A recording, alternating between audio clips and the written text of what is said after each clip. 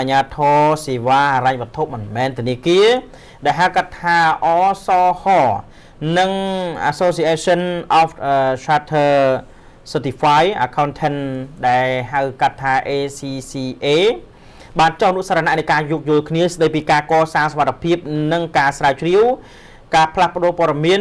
ការបង្កើតបណ្ដាញសហការគ្នាក្នុងវិស័យហិរញ្ញវត្ថុមិនមែនធនាគារ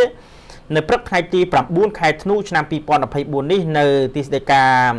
អាជ្ញាធរសេវាហិរញ្ញវត្ថុមិនមែនធនាគារបាទក្រុមការចូលរួមពីតួអង្គពាក់ព័ន្ធជាច្រើនរូបឯកឧត្តមសូសុភា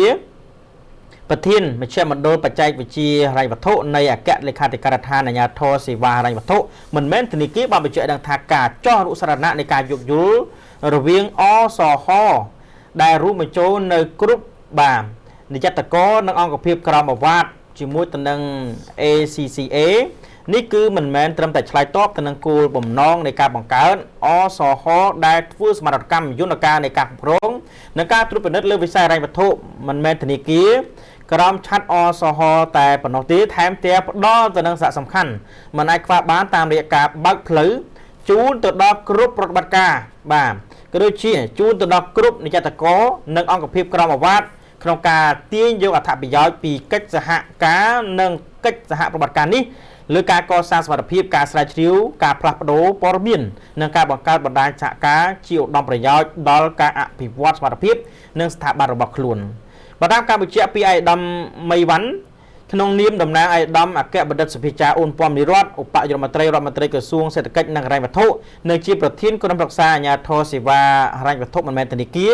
បានលើកឡើងថារដ្ឋាភិបាលលោកបានដាក់ចេញនៅក្របខ័ណ្ឌគោលនយោបាយសេដ្ឋកិច្ចនិងសង្គម Digital កម្ពុជា2021-2035ក្នុងការអភិវឌ្ឍសេដ្ឋកិច្ចនិងសង្គម Digital កម្ពុជាដ៏រស់រវើកដោយផ្អែកលើគោលការណ៍មូលដ្ឋានចំនួន3ទី1ការកសាងមូលដ្ឋានគ្រឹះ Digital ទី2ការចាប់យក Digital និងទី3ការធ្វើបដិវត្តកម្ម Digital សូមជម្រាបថាស្ថាប័ន ACCA គឺជាស្ថាប័នវិជ្ជាជីវៈអន្តរជាតិធំមួយដែលទទួលបន្ទុកបណ្ដុះបណ្ដាលជំនាញវិជ្ជាជីវៈនិងមុខវិជ្ជានានាពាក់ព័ន្ធទៅនឹងគណនេយ្យហិរញ្ញវត្ថុនិងសវនកម្មដែលរួមបញ្ចូលទាំងបច្ចេកវិទ្យាហិរញ្ញវត្ថុដោយមានវិញ្ញាបនបត្រដែលចេញដោយ ACCA ត្រូវទទួលស្គាល់ពីបណ្ដាប្រទេសប្រមាណជា183រួមទាំងកម្ពុជាផងដែរនោះបាទ